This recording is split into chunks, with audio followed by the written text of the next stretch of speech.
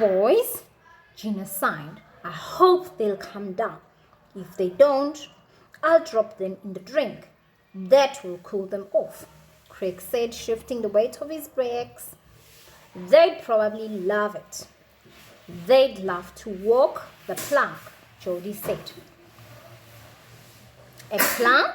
Her father winced comically.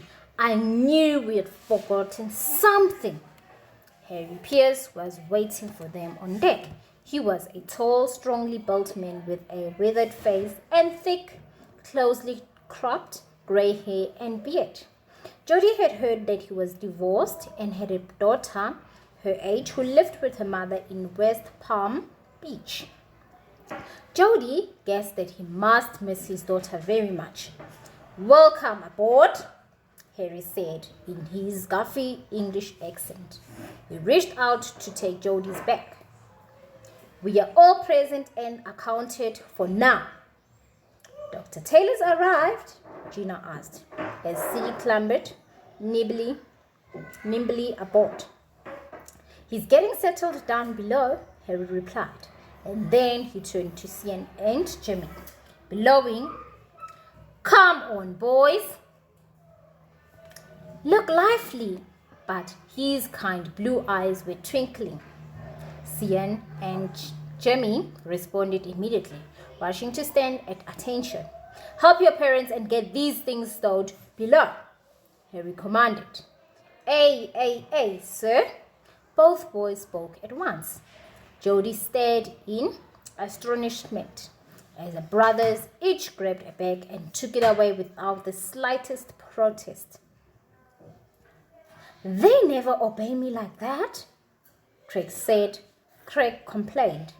But you're not the captain, Harry said with a wink. I've explained the rules of the sea to them. Jody carried her own bags below deck to her small two-planked cabin.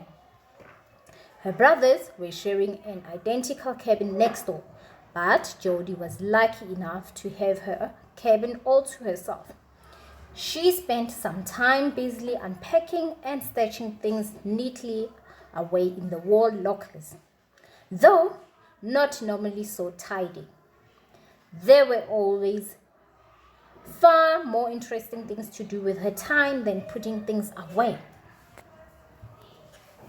Jody had been told that it was crucial to be tidy in the cramped confines of a boat. In an emergency, everyone on board had to be able to move swiftly and not be at risk of tripping over things. And in a storm, anything not properly stowed away could become a dangerous flying object. Then she managed to unpack everything. Jody emerged from her cabin, eager to find out what was going on. She spotted Maddie standing in front of an open storage locker, checking off items against the clipboard. Maddie, an attractive young African-American woman, was dressed in a white t-shirt and shorts. That made her dark, good looks even more striking. Have we got everything we need? Jody asked. Maddie grinned at her. We've got everything on the list, and if it's not everything we need, don't blame me. Pressing through the main cabin, Jody paused to peek into the tiny kitchen, or galley, as it was called. She found the ship's cook putting away fruit, vegetables, and other fresh produce bought that morning. Hi, Maylin, she called. The small, slender Chinese woman turned.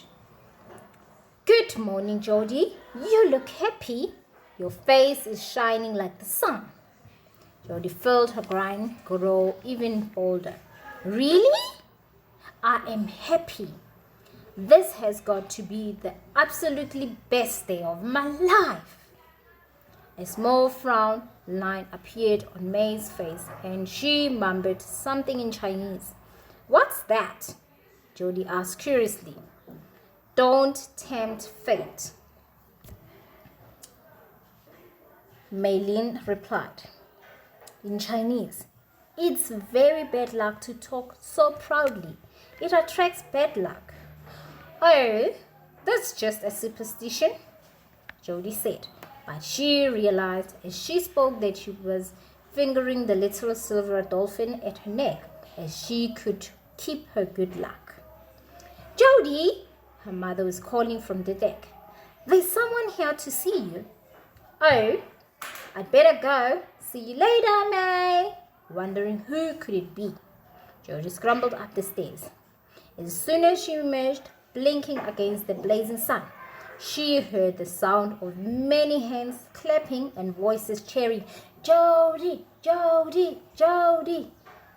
Her heart gave a thump. She shaded her eyes and gazed up on the dock. Her jaw dropped in astonishment.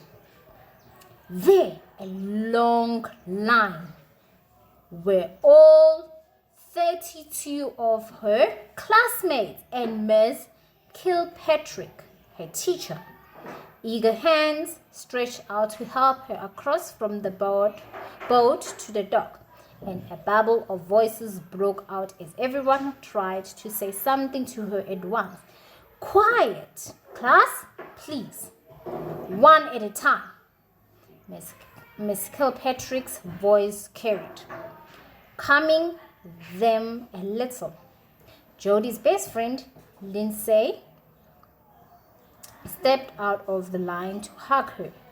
Jody thought now of how hard it was going to be not seeing her best friend every day, not to hear her voice on the phone whenever she wanted. I am really going to miss you, she said, her voice sweet a little at the end, and she swallowed hard. Me too, whispered Lindsay. Promise you'll email me whenever you are thinking about, and not just the website stuff that everybody can read. Here, I got you a going away present, smiling Lindsay handed Jody a silver wrapped rectangle. Go on, open it.